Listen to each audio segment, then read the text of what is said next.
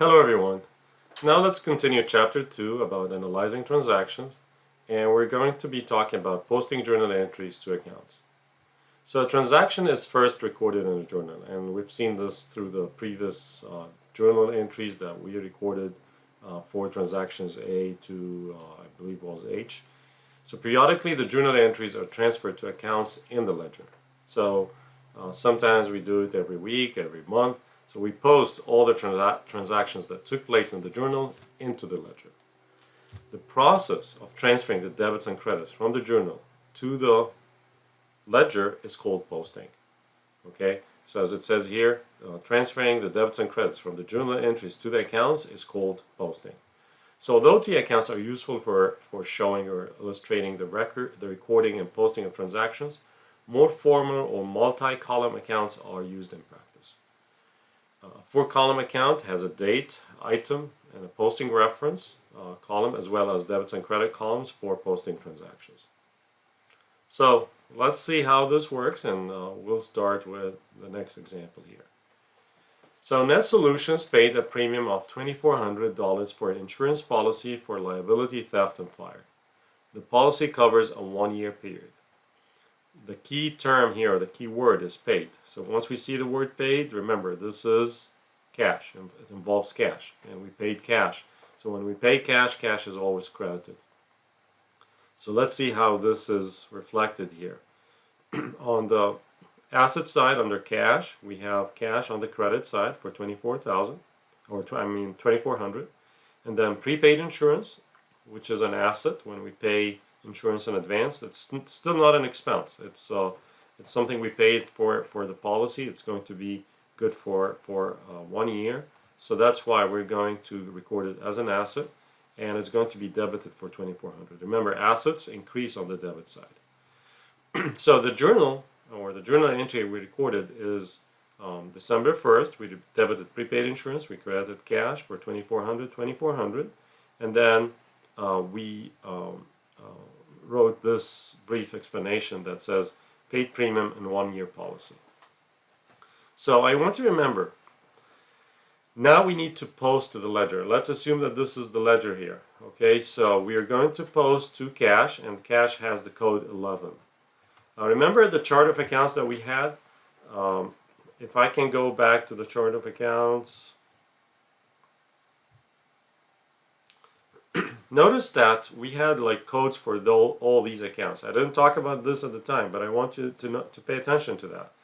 These codes, like here we have a simplified code system because it's only few accounts that the business has, but in many cases it could be a more complex kind of coding. It could be like more digits within each one. But here they gave the code 1 for all assets, code 2 for liabilities, code 3 for stockholders' equity, code 4 for revenues, and code 5 for expenses. And cash had the code 11, or simply 11. Accounts receivable, it's 12. Supplies, 14, which is 14. So these codes are important or useful whenever we are doing the posting. So let me go back to what we were working on. So for transaction, this transaction 1, we have cash. Cash, the account code is 11, and we have prepaid insurance has the code 15. So when the prepaid insurance has been posted to the ledger in the post reference column, we're just going to put the code of the account that has been transferred, or in other words, posted to the ledger. For cash, we put 11. And this just indicates that we have been taking care of this journal entry. It has been already posted to the specific code. So the debits and credits for each journal entry are posted to the accounts in the order in which they occur in the journal.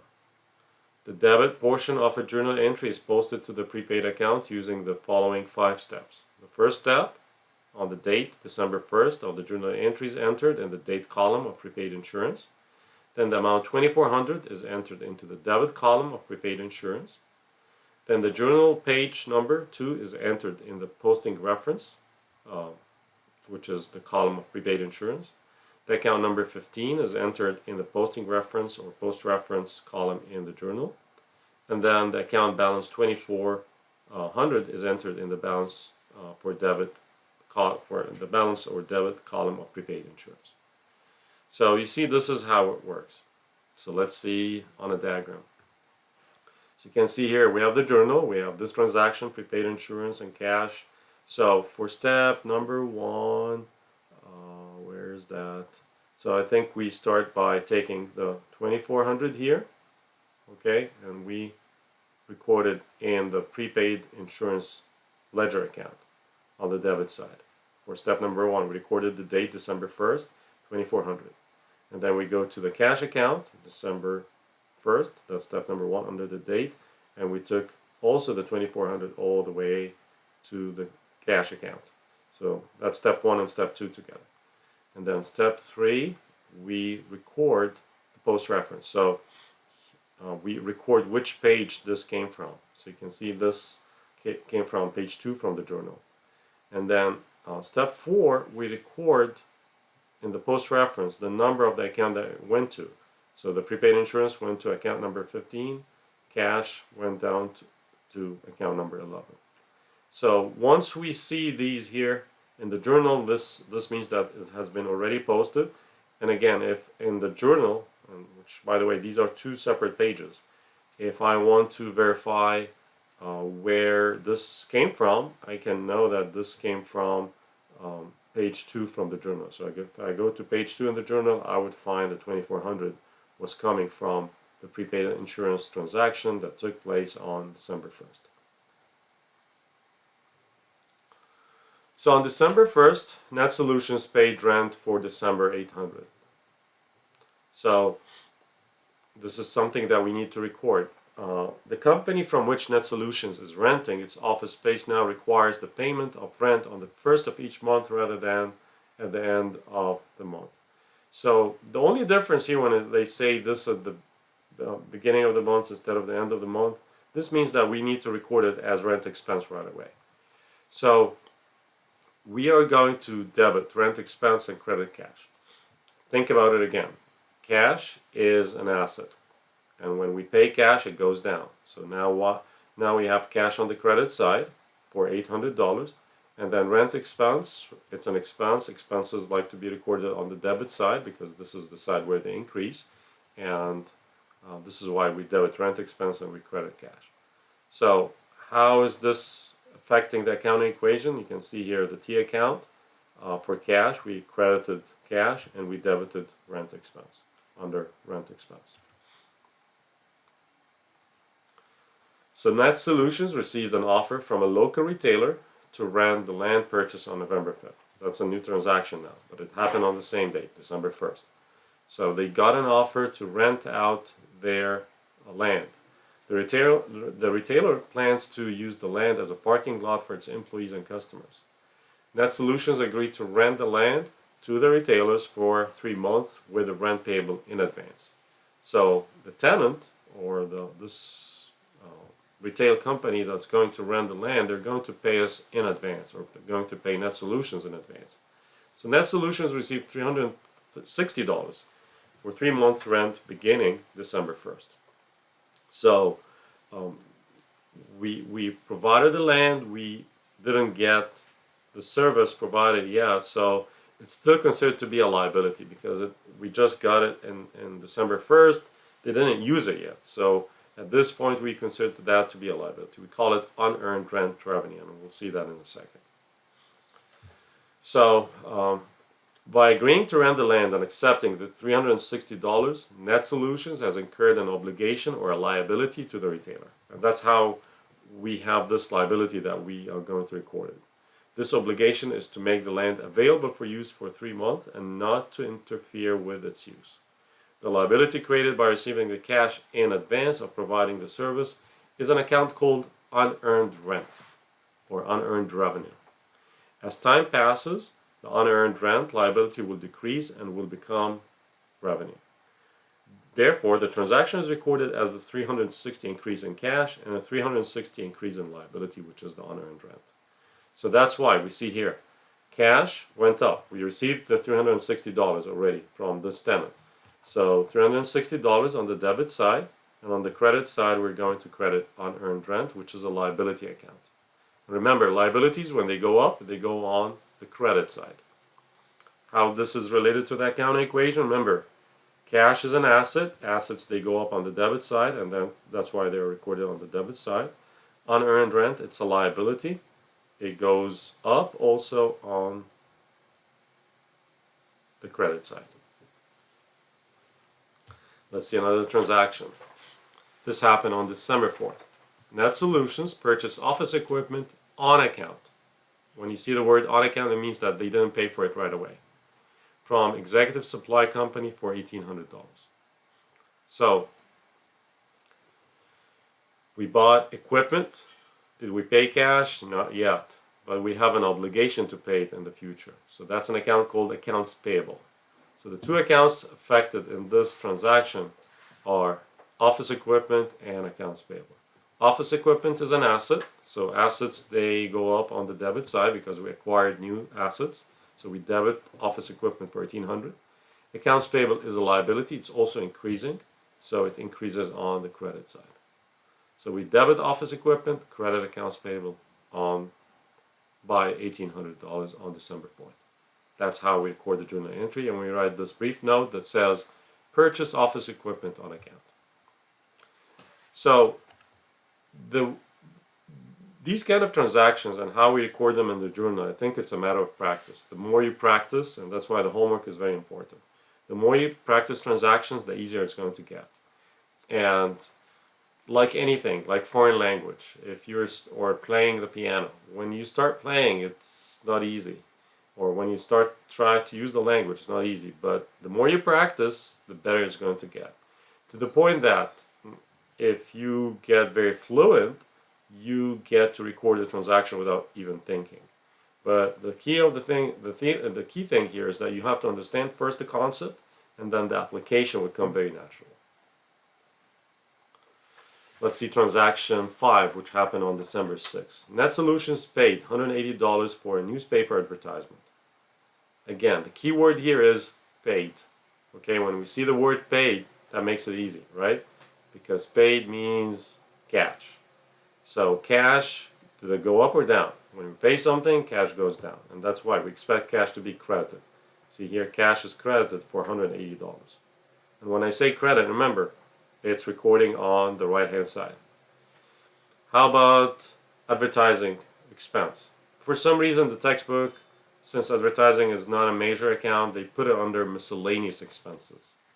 So miscellaneous expenses is going to increase on the debit side by $180.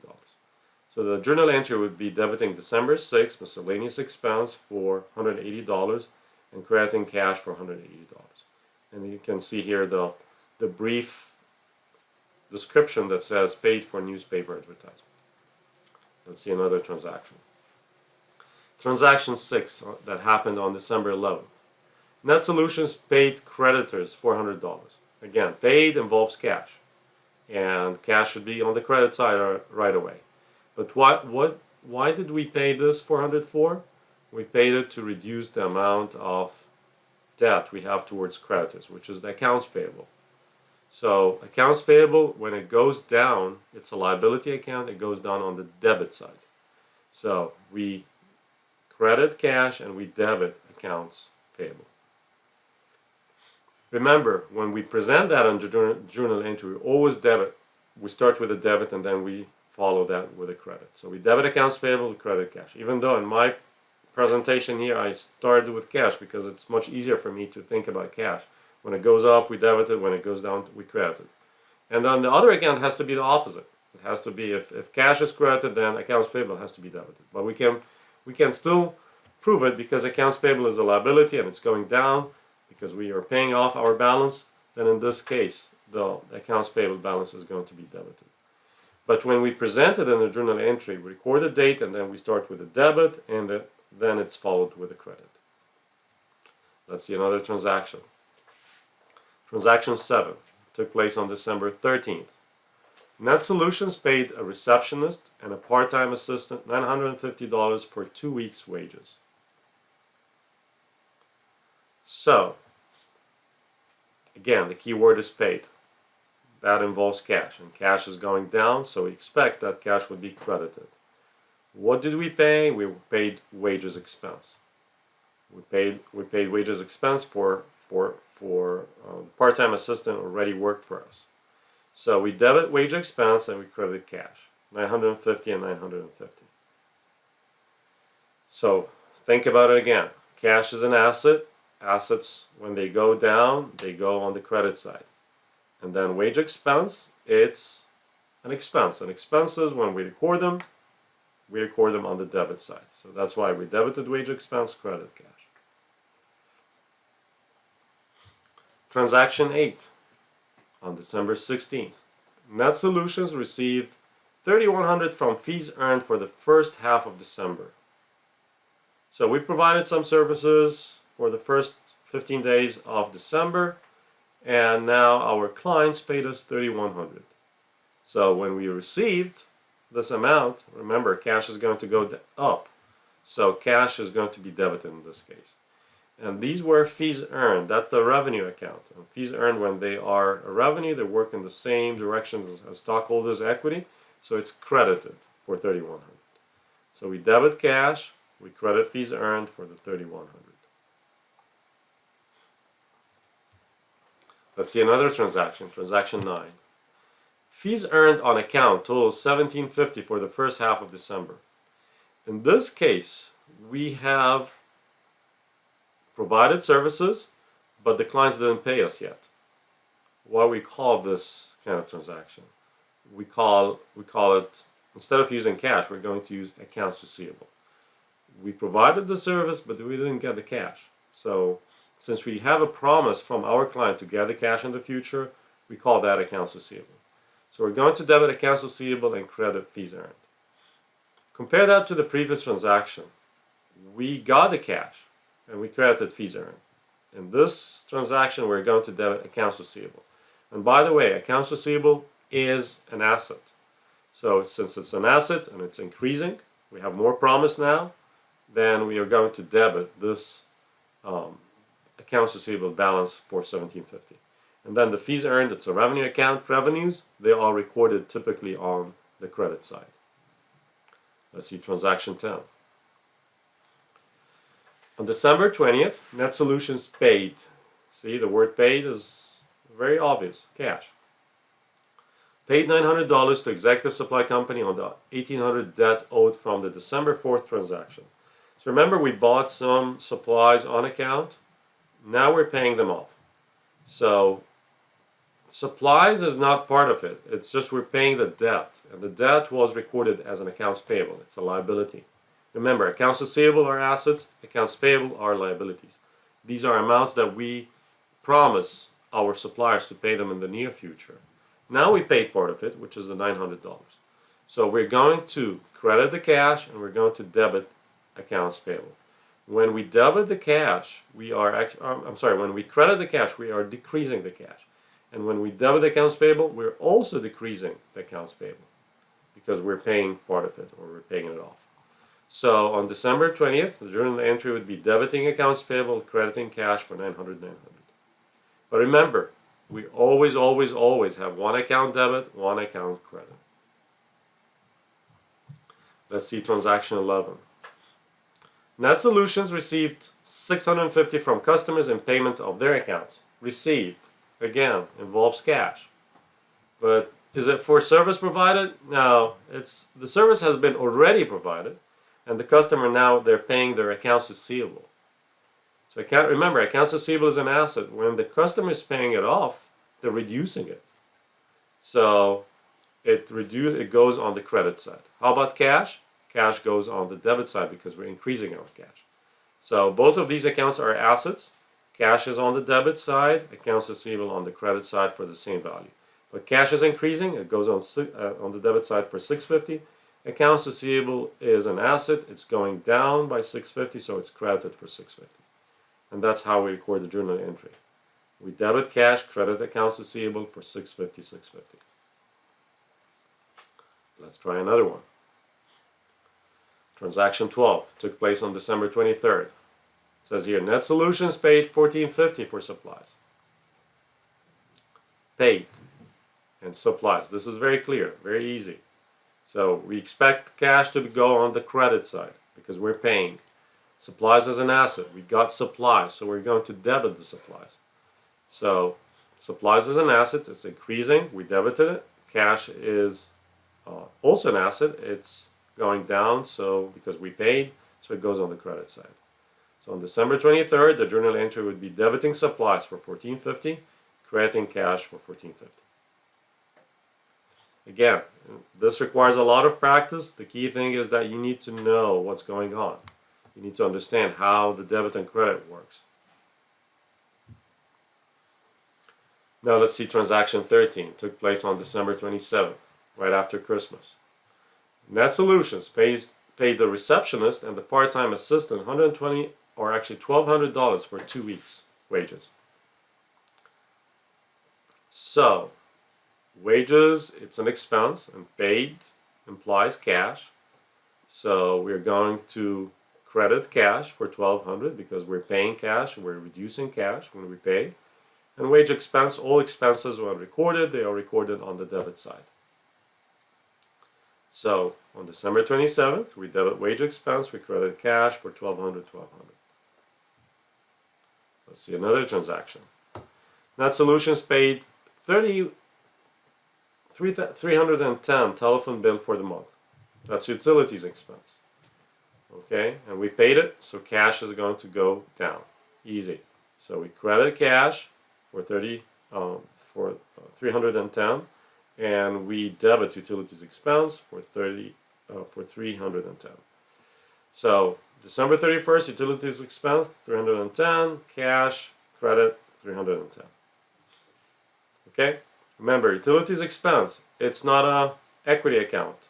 It's an expense account. It's an income statement account. But it has a negative impact on equity, and that's why it works the opposite way to equity.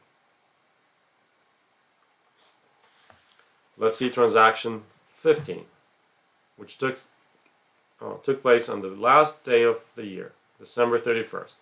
Net Solutions paid its $225 electric bill for the month. Same concept, it's utilities expense. We're just repeating the same thing. So December 31st, utilities expense on the debit and crediting cash for $225. Let's see transaction 16. Net Solutions received, now we're receiving $28.70 from fees earned for the second half of December. That's revenue, that's fees earned. And we got it in the form of cash. So cash is going up and fees earned is also going up. When cash goes up, it's recorded on the debit side of the T account. When fees earned goes up, it also goes up on the credit side. Okay, so we have cash on the debit side, fees earned on the credit side for the same value, which is $28.70. Let's see transaction 17, also related to fees earned. Fees earned on account, and again, in this case, we didn't get the cash, but we get a promise to get the cash, which is accounts receivable. It totaled $11.20 for the second half of December. So we're going to debit accounts receivable, and we credit fees earned for $1,120. So you see, accounts receivable is an asset. It goes up on the debit side. Fees earned, it's a revenue. It has a positive impact on stockholders' equity, and that's why it works in the same direction. When it goes up on the credit side. So we debit accounts receivable, credit fees earned for the same value, $11.20. Let's see transaction 18, which is our last transaction here. So in transaction 18, on December 31st, the company paid dividends of $2,000. The key word is paid. Okay? So when we see the word paid, remember, what does it imply? Cash goes down. What did we pay it for? We paid it for dividends. Dividends is one of those things that would have a negative impact on stockholders' equity. That's why it goes on the debit side. And another thing that I told you about, dividends starts with the letter D, so usually we record it on the debit side. So we debit dividends and we credit cash. But how did it work? Cash is an asset. It's going down because we paid out of it, so it goes on the credit side. Dividends is an account that has a negative impact on stockholders' equity. When it's going up, we record it on the debit side. Okay? So let me stop here, And in the next video we're going to see the ledger, how it looks like, and how the trial balance is going to be developed.